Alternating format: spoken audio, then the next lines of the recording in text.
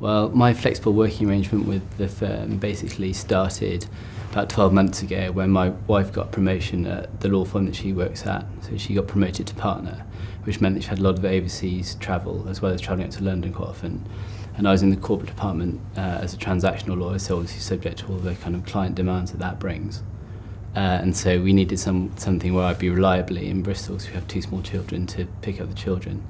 Flexible working, provided that you go into it and you kind of make sure you're delivering what the firm needs from you, I think can work for everybody. I don't see any reason why it shouldn't.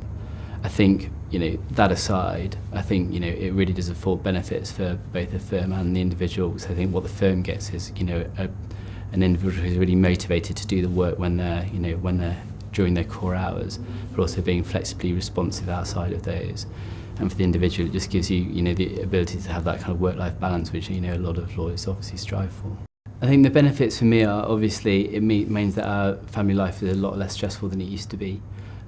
We'd never have those arguments about who's going to pick up the children at the end of the day when we've both got, clients on the end of the phone line asking for things at short notice. Really, it's just, it's been a great combination of giving me a role that I really enjoy doing, but just being able to integrate that family life, more flexibly into it.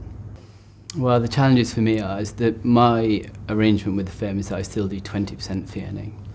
So obviously that means that I'm exposed to client contact.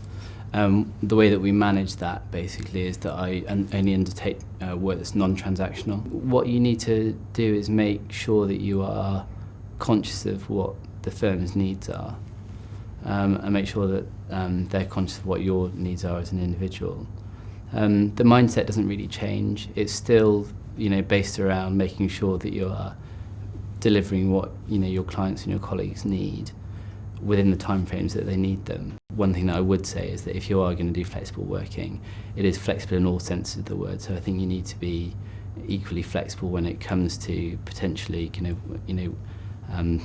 meeting client demands or colleague demands, and just making sure that you kind of build up that kind of goodwill on both sides to make sure that it really works.